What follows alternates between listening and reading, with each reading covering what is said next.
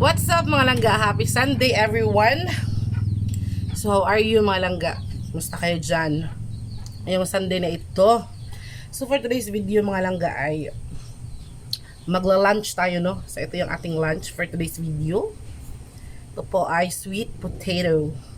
So may iba pa siyang kulay. Meron siyang violet at saka merong yellow na potato mga langga. Dalawang piraso. Yan, hindi tayo nakapag breakfast kanina. My breakfast kanina mga langga is biscuit tsaka saging.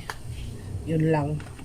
Tapos meron tayong ulam na sayote. Niluto ko siya kagabi mga langga. Malapit na siyang mapanos kaya hindi ko man siya nilagay sa ref. Nakalimutan ko mga langga kaya ayun yung ating kakainin for today's video mga langga. Yung sik ay nasa aking kilid mga langga. Natog. Kaya galing man ako nag-live mga langga. Nag-live man ako kanina sa Facebook. Tapos pagkatapos kong mag-live isipan ko na mag-vlog. Why not, diba? Kasi meron pa tayong kilay mga langga. Kaya ayun. So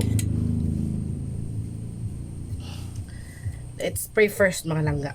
Thank you, Lord, for the blessings of and for this food we're about to enjoy. Let's eat.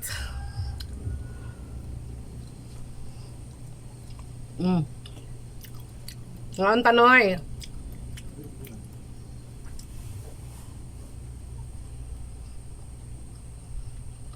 Kaya may lipstick pa tayo mga langga kasi nag-live tayo kanina. Doon sa aking Facebook page, sa aking Facebook account lang, doon ako nag-live. Nagluto ko kapon mga langga ng sayote. Tapos nilagyan ko na siya ng konting pork.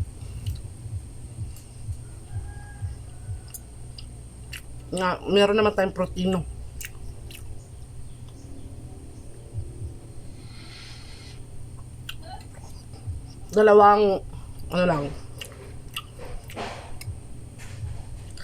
Dalawang sweet potato.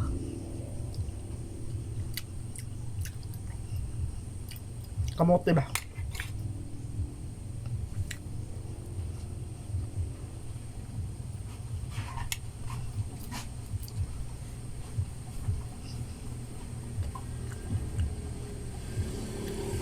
Kain tayo mga langga.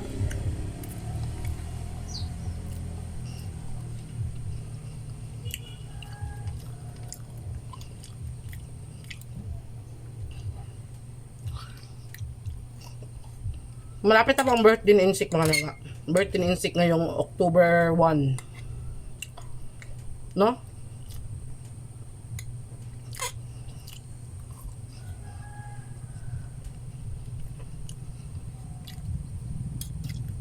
Sabi ko sa kanya, gusto ko sana magluto ng kahit pansit lang. Sabi niya mga langga, ayaw, wag na lang daw.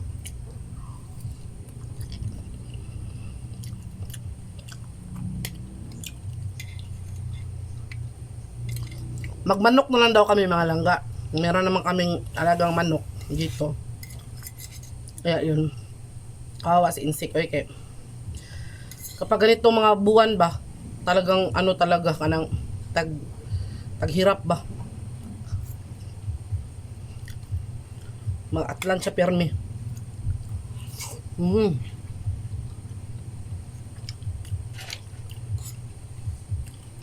Masarap ang sayote mga langga.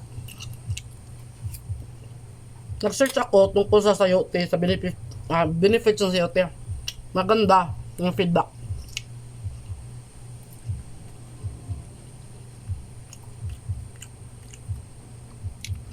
Kasi meron daw siyang enzymes.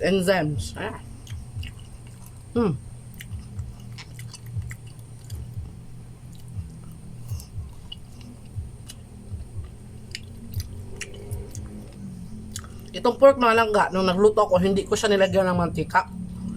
Itong pork, nagmamantika siya, yun lang yung pinanggisa ko sa sayote. Kasi yung sayote, magtutubig ba yan na.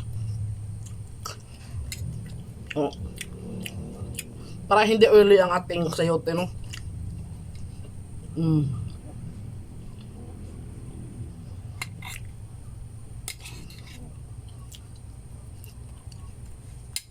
Nag-live kasi ako kanina mga langga. Nagkantahan ako sa aking Facebook.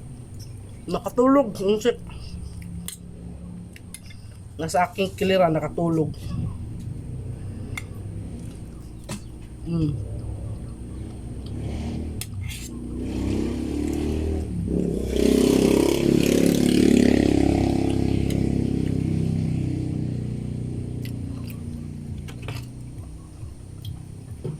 I prefer gulay mga langga this past few days.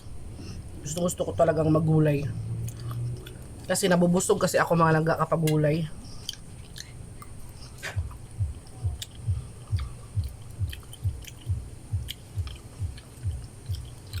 Isda sometimes.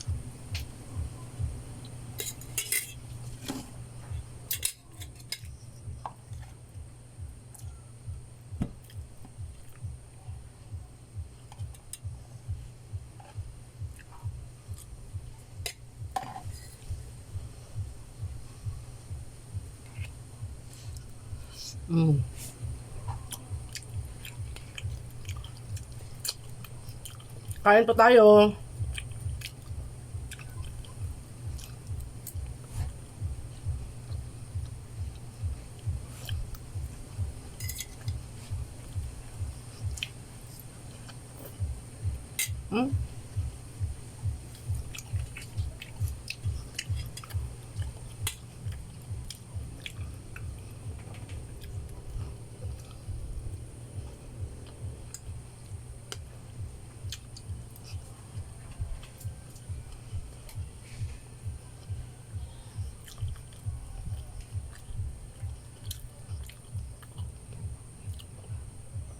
Alam nyo langga, nung nasa syudad pa kami, nakatira, every Sunday talaga nagla-live ako. Kasi maraming nanonood doon sa page namin na Langga and Sick Vlog. Hindi pa yun nasira, mga langga. Maraming nanonood doon. Kasi nagkantahan kami every Sunday.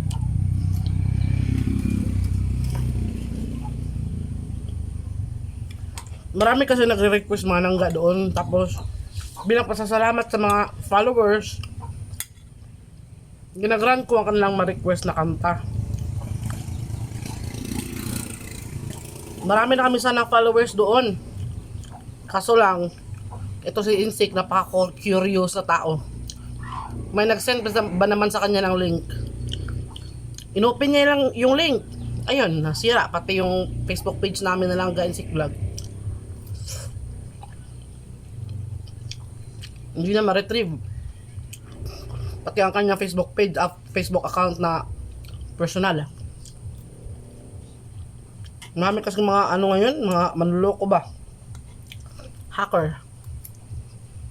By the way, happy birthday to Dudong Trevor. Anak po siya ni Auntie Josie. Birthday po niya kahapon.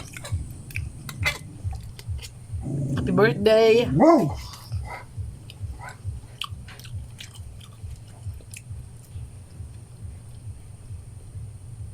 Alam mo yung mga laga, minsan talaga, lalo na kapag masarap ang ulam, nag-crave talaga ako sa kanin. May nagsasabi naman mga langga na pwede ako kumain ng isang cup lang ng kanin. 1 cup sa morning, 1 cup sa lunch. Pero naisip ko mga langga, kapag kumain bitaw ako ng kahit kunting kanin, hindi ko na mapigil. Parang torture sa akin ba na patitikimin lang ako ng kunting kanin tapos kunti lang. So kaya minabuti ko na lang na hindi na lang talaga kumain ng kanin. Kaya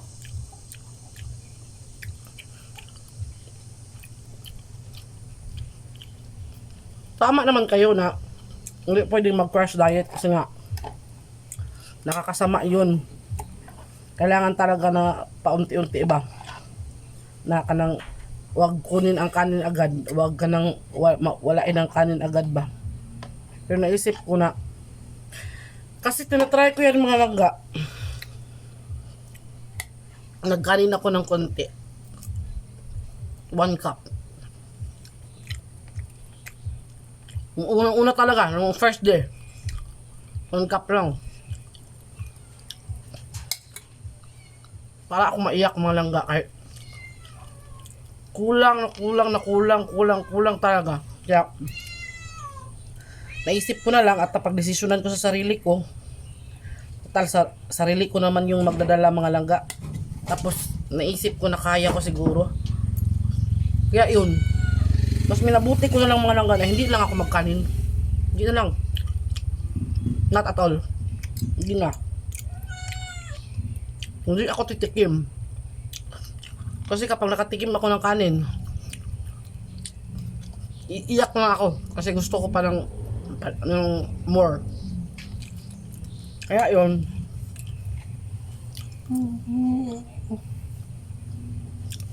Hindi na lang ako magkanin. Kaya ko naman manangga. Total may kinakain pa rin naman ako. Kamote. Kung wala kamote,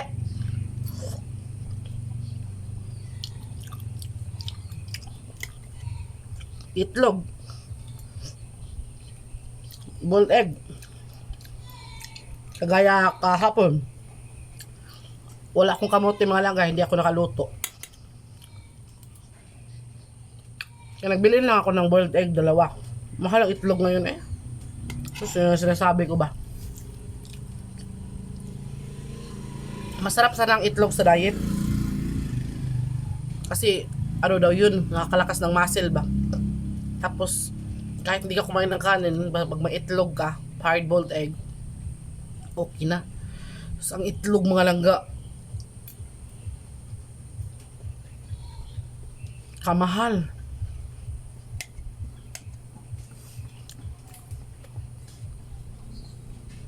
12 pesos. Gamay ka na itlog. 12. Ang bet lang.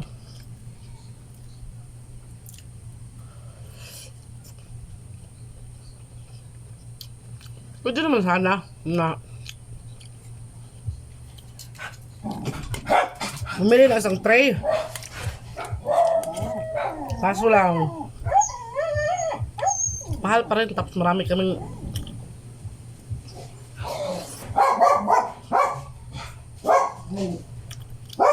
yun na. Kaya yun,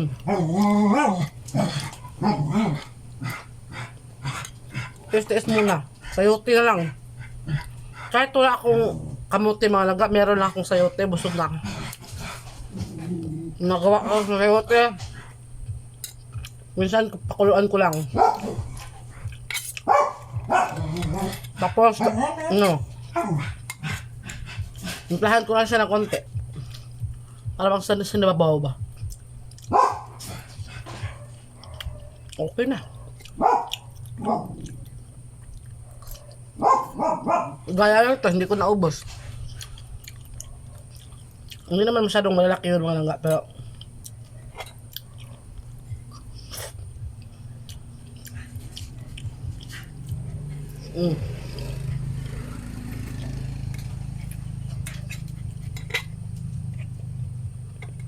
pati kamote mga langga, mahal din. Kamote, nako. Kapag dito lang kami sa bukid makabili, 30. Pero pag wala dito sa bukid, kasi may magtatanong na naman na, ba't wala kayong tanim din sa bukid? Eh, ano, hindi pa nga malalaki. Nasa lupa pa, wala pang unod. Hindi pa malalaki mga langga, mga nasa lupa pa, hindi pa, wala pa siyang laman. Kaya kailangan talaga bumili muna. Tapos sa labas naman, doon sa bayan, 45 ang kilo. Kasi kilo ng bigas, kaya minsan hindi lang ako bibili. Yung pantawid gutom ko na lang sayote or biscuit, itlog, saging, mga ganun. Mahal. Mahal mag-diet mga langga. Buti sana kung mag-diet ka, hindi ka na lang kakain kahit ano. problema, kailangan mo pa rin kumain yung mga foods pa na walang masyadong carb. Kasi nung hindi ako nagda-diet mga langga, may bahaw lang kami, may toyo. Okay sa akin. Ano, hanggang sa chichiburitse. O ngayon, kailangan mong, hindi pwedeng kanin, kay carb.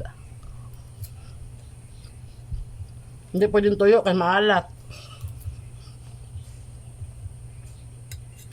Kailangan mo mamili.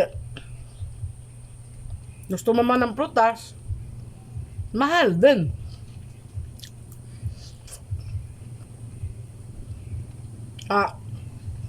Nubos ko na lang mga sayang. Kaya yung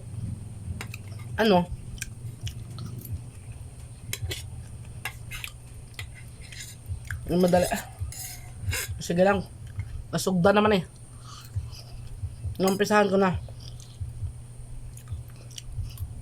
Kaya okay lang po kung hindi po ako nagkakanin. Kaya ko naman po. Lalo na ngayon pang 20 days ko na today. Ay hindi, 18 pala, 19 days ko today. Kaya sobrang blessed na, salamat ako na nakaya ko. Hindi ako nagkanin ng mga ilang araw, no? Kasi nakaya ko to noon eh. Hindi ako nagkanin ng isang buong buwan. Tapos sa umaga, mga nagtatanong mga langga, o sa mga nagsasabi, nagbibigay ng advice na mag-exercise ka, ginagawa ko po yan sa ngayon mga langga. Nung una, since marami nga akong ginagawa dito every morning, mga household chores, kaya naisipan ko na sa hapon ako mag-exercise.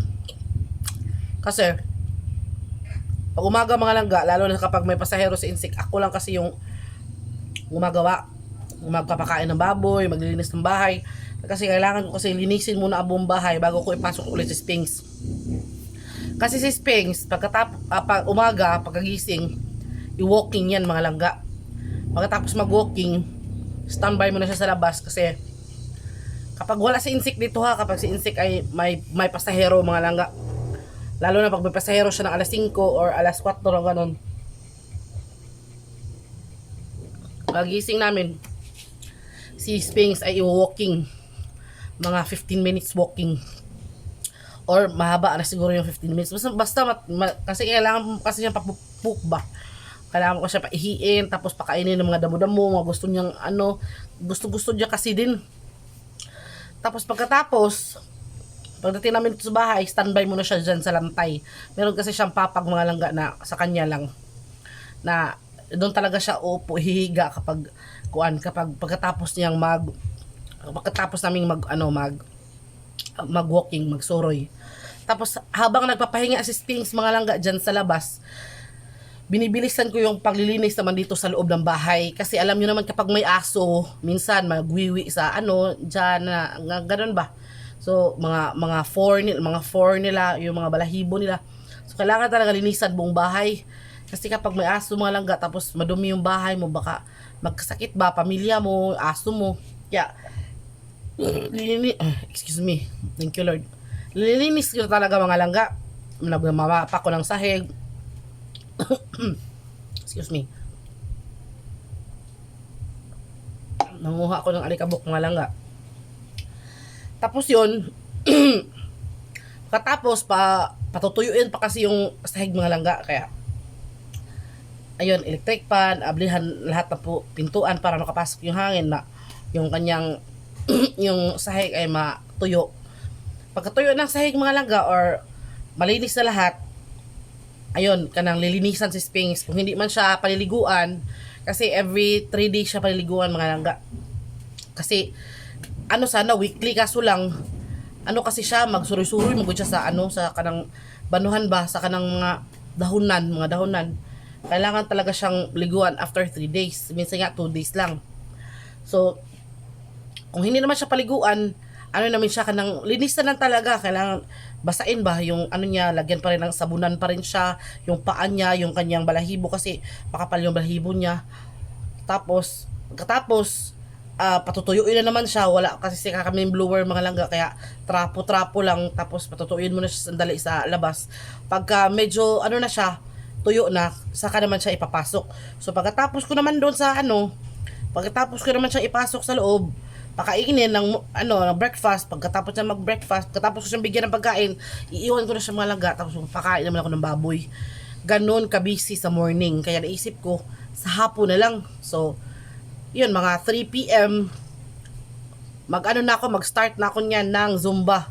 So Zumba, aerobics, mga ganun. Basta pang belly fat ba yung target ko, kasi para matanggal tong ating belly, pati itong ating likod ay makuanan ba, maunat-unat. Kaya sa hapon mga langga, okay naman siya sa hapon, kaso lang mga langga, ano, kanang parang mas maganda talaga daw kapag umaga ang exercise. So ayun, nag-adjust ako mga langga. Pagising ko, ano ko, basta hindi ko talaga maano ba, hindi ko talaga siya maato sa buntag. Pero ngayon sinubukan ko na si Sphinx ay ano, kanang tagalan ba sa labas. Magagalit kasi si Sphinx mga langga kapag hindi siya nakakain on time. Hindi na yan kakain kapag binigyan mo ng pagkain kapag lumagpas ng alas 6 ng umaga. Kasi yung dinner niya kasi mga langga alas 6 din ng gabi. So kailangan siyang mag-breakfast ng alas 6 ng umaga, kaya pag lumagpas ng mga langga hindi na yan kakain. Ano naman tayo, mag-worry na naman tayo kasi baka susukan naman ng dilaw. Ayun ba? Kaya pero ano na, pang 5 days na yata or pang 4 days ko na yata na nag-workout ng morning. So morning na ako ngayon. Gumigising na ako ng maagang maaga mga langga para maglinis ng maaga. Tapos mag-workout ako. Yun, nakaya naman. Kailangan lang pala talaga ay time management. Kailangan talagang maggising ng umaga. Yun yung morning person na tayo ngayon mga langga. Kasi sa gabi mga langga, hindi kasi ako makatulog agad. Kasi alam nyo naman, sa bukid, basta hindi ka makasiguro nung mga unang panahon, makatulog alas 6 pa lang tulog na, kasi nga walang internet dun sa bukid talaga. Ngayon meron namang internet dito, tapos may pagkakaabalahan ka ba. Kaya yun, matagal ako makatulog ng gabi. Kaya sa morning matagal din ako magising. Hindi naman matagal, labing dugay alas 5, yung labing pinakamatagal talaga nagising ko. Hindi naman yun matagal mga langga. Pero ngayon gumigising na ako ng 4. Tapos yun, maglilinis na agad. Tapos habang naglilinis nagunat-unat sa katawan. Kaya yun, nakaya naman. Kaya pasalamat po talaga ako sa inyong mga magandang advices po sa inyo talaga, sa mga solid subscriber ng Langga Isay Vlog, sa mga bago nating kaibigan. Thank you very very much. Alam niyo na kung sino kayo. So ayun, busog na ako, naubos ko na yung kamote. Akala ko hindi ko maubos mga langga, naubos ko pala, pero nabusog talaga ako. Tapos ayun, maya katapos ko nito, magpapakain na naman tayo ng baboy kasi malapit nang mag 12 mga langga. So habang hanggang dito na lang muna ang ating video, kasi nga medyo mahaba na at baka nagsawa na kayong tingnan ng aking mga pagfe-festlak mo. So thank you ulit sa panonood mga langga. See you in the next video. Sana po huwag niyo pong i-bash si Insik nung last kasi video mga langga. May nagsabi sa kanya tamad daw siya. Nalungkot si Insik nun mga langga. O hindi naman daw siya tamad. Alam naman daw ng mga solid subscriber ng Langga Insik Vlog kung gaano siya kasipag, kung gaano namin kamahal si Papa. Yung mga panahon na yun, yung mga langga, yung binuhat ni Papa ay napakagaan lang na mga dahon. Tapos kaya si Papa yung nagbubuhat dun kasi galing siyang nagbili ng pakain ng manok, patuka ng manok. Kaya yun, nalungkot ng tao ng birthday boy na may nagsabi daw sa kanya na siya ka ng matamad. So wag naman ganun mga langga, kasi hindi nyo naman kilala ang tao, no? Kung tamad pa yung tao na yan, nakahiga lang yan, nakahilata lang yan, hindi yan gumagalaw. Pero si Insik, alam nyo naman si Insik mga langga, sa mga nakakilala talaga kay Insik, sobrang sipag, sobrang maalaga at mapagmahal niyan. Kaya please naman, kanang dahan-dahan naman kayo sa pagko-comment, kasi hindi nyo alam, nakakasira o nakakasakit na kayo ng ng puso ng inyong damdamin ng inyong kapwa, di ba? Kahit sa comment lang namin nababasa mga langga, pag nababasa namin yung mga bad comments niyo, nasasaktan din kami. Pero gaya nga ng sabi ng iba, don't mind the bashers. Oo nga, pero nagpasalamat pa rin ako sa inyo kahit nagbabash kayo kasi nanonood kayo pa rin. So yun lang. Maraming salamat sa inyo. And thank you. And see you on the next video. Mga langga, abangan nyo ang mga ibang videos namin na simple at napaka-casual at totoong-totoo sa buhay, mga langga. Para tong si Big Brother, si Big Brother House. Nagpapakatotoo lang tayo dito, mga langga. No? So, ayun. Thank you very much. Kilay na ako. Parang medyo taas. May ano na naman yun na. May kilay mo. Umabot na yan sa Valenzuela. Okay na yan.